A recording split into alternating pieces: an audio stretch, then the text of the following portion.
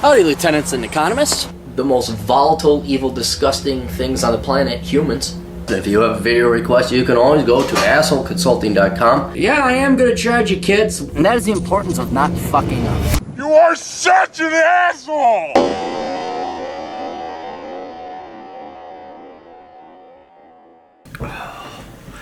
Thought I was gonna have. I bought a Xbox One, used, of course. I got a good deal on Xbox One.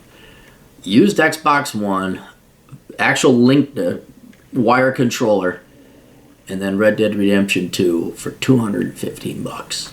You kids lining up like dopes in the middle of winter at Best Buy, you fools. You fools. So, and I was gonna play it because it's gonna be rainy all day in the WBL.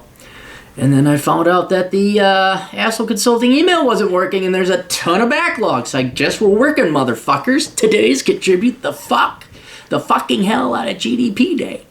Hello, asshole. Hope all is well. Do you think the military is still a good option when thinking about the future of the United States? I read a lot of articles about what it might be like, the Second Depression, Russia-China invasion, World War III. Dude, the military, yes, there might be war. And forget Russia or China. Imagine going to the middle of the freaking desert where it's super hot and taking a shit in an outhouse that's made of metal and it's an oven inside. You're not even getting shot at yet. Yeah, when you join when you join the military, it's not just, hey, everything's swell here. Let's go play water polo. You might get shot. And even with that, and you might have to kill somebody. And even with that, I still advocate the military. If a cold cap you were to do it again, I would still advocate the military.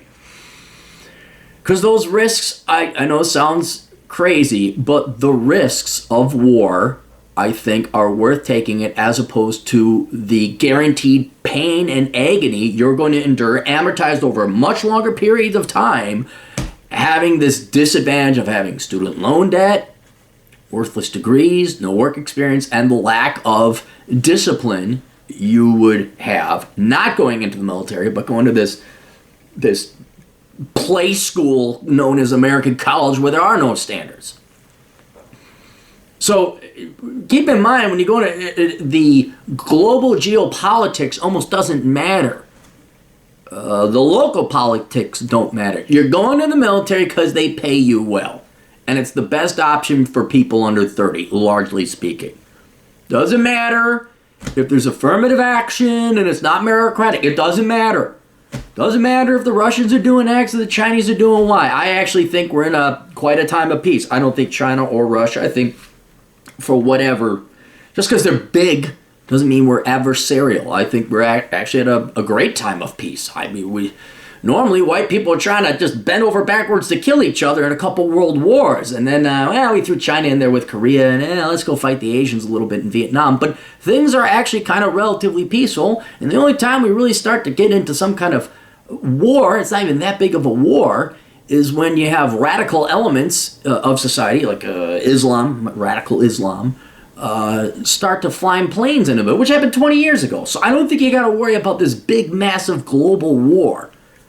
We're all too interdependent on each other. We're all, I think, a little bit too mature. I think we do remember Korea, World War I, World War II, Vietnam, and the Cold War. Cold War wasn't even a hot war. It was just, God, how much money did we piss away on nuclear weapons and weapons we never used? God, the F-35, what, $200 billion and that thing don't fly? I think saner heads are prevailed. It's one of the few optimistic things I could say about the world. I think there's a relative peace we have. China becoming the number one economy, so what if it does? That doesn't mean they're going to, we became the number one economy. We didn't just, let's go kick Britain's ass because we're the largest economy. That doesn't mean anything. And in here, how society will be a leftist shithole with feminism, male privilege, I really don't know what to do. I also kind of have a feeling that during the most extreme case of the fall of the United States, the safest place would be in the military. Yeah, you got the guns. But that's just a thought I had, your opinion. Yeah, you're 100% right. They're going to get the ammo, they're going to get the food, they're going to get the water, and if they don't, they'll just take it. Because why? They got the guns. Having all the information about the collapse of America that you preach about and wrote about in Enjoy the Decline, would you still advise people to join the military? Yes. I mean, here, let's put it this way. The United States is the Titanic. Do you want to be in the bowels of the Titanic, or do you want to be on the deck? Oh, yeah, we're all sinking, but the military's the deck. They're going to have first access to everything. They're going to have the best first access to the lifeboats. They're going to have the best way to protect themselves. You'll be part of a crew. You'll be part of a tribe, the best armed tribe in the world. You still, I mean, the world is not improving in terms of moral capacity, in terms of the quality and caliber of the people. Economies are slowing down in general. But that doesn't mean that, oh man, it's all, what do I do? That doesn't mean you don't go to the top deck of the Titanic to last as long as you possibly can. So, I mean, what are you going to do? Do you want to go get an MBA? Do you want to go work in corporate America where they promote vagina over better qualified dick? Because vagina or because melatonin? Or not melatonin. It puts you to sleep. Melanin? Is that the right thing? Or do you want to become an entrepreneur? Do you want to become a hired gun hacker? Do you want to become a nomad capitalist? I mean, you got to adapt. You know? And so, yeah, the military is a great place to start. They still pay you this. Look, unless you were going to become if you want to become a career military person and you want to become a general, then I'd say, all right, I'd really think about that if you're a white male. I'd really think about that. Because it's not going to happen. That's the same thing as, I want to become a CEO of a Fortune 500 company. I'd really, really reconsider that. But the military is just a stopgap measure. It's a leg up. So you get a really great skill. You get some good discipline. Not to mention you learn how to fire a gun. Although I talked to my Air Force buddies, apparently, we didn't go to the rifle range. I'm like, you didn't go to the rifle range? We just got a pistol. Sometimes we're not allowed to carry it. I'm like, what the fuck is going on? But that's the chair force. You got to look at what I advocate the military for. It is to be used, okay? There's no other real great opportunities, unless you're in a very good STEM field, for young men and women than the military, okay? You're going to get good discipline. You're going to get food, clothing, shelter, and insurance. You're going to get tuition. You get a retirement program, for fuck's sake. Where do you get that anywhere else? Yes, you might get shot at. Yes, you might get killed. Yes, you might get maimed and horribly disfigured and crippled. Yes. All right, show me anything better. What, you're going to go work over it? God, what would it be like to work at Facebook? The amount of indoctrinated Marxist bullshit. Sit here on the computer screen. Well, yeah, and that's assuming you're qualified as some kind of IT professional or programmer. What are you gonna You're gonna go work? I'm gonna work as an analyst. I'm gonna work as a supervisor or a manager. No. While you're young, while you have the ability, go into the military. You're just simply not gonna be challenged anywhere else. At least almost until your 40s. You're just not gonna be that challenged. Always love it when guys come out of the military, they went right into the military at 18, and they think the real world when they get there is going to challenge them at that level. Like, well, I have all this leadership experience. Like, yeah, I don't care. What's your plumbing down there in your pants? Oh, they're not going to care about that. No, that's an Audi, not an innie. They're not going to care about that. No, you're going to start at zero. Yeah. So, go into the military, take advantage of their educational opportunities, take advantage of the camaraderie that you're going to have, enjoy that. Learn some discipline, learn self-control, have them pay for your education, and hope to God you don't go to war.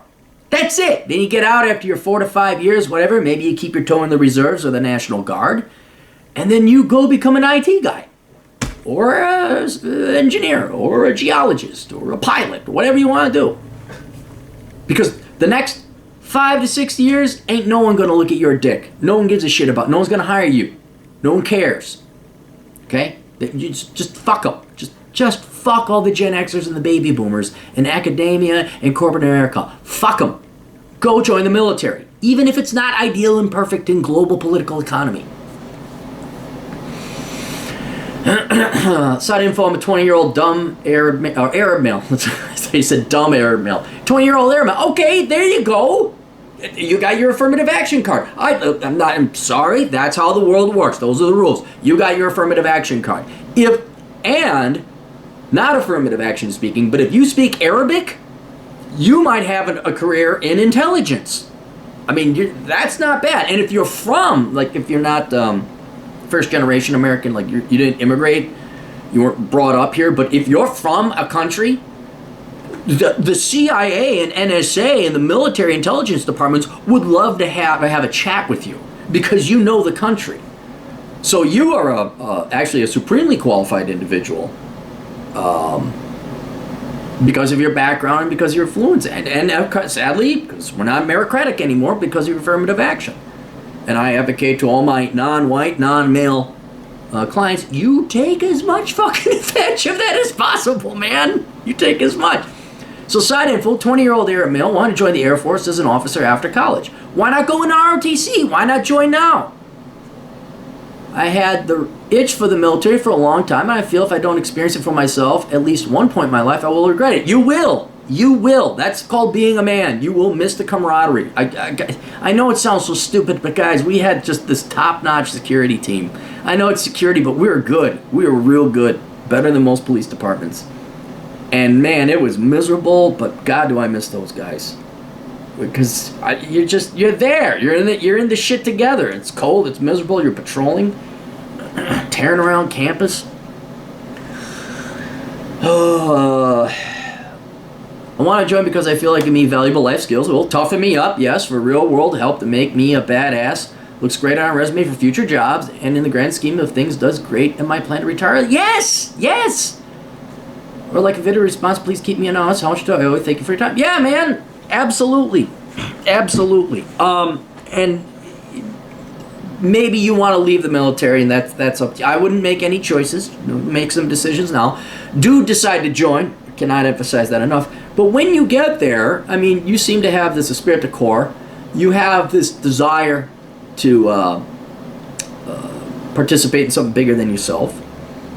And I'm not kidding. If you are fluent in Arabic, you might actually have a very interesting career in the military. I mean, maybe not intelligence, but they're going to send you out. You're definitely, you got a skill set that would be of value to the military. So just something to think about, that maybe a career military, or a military career, a lifelong military career is what you might want to consider.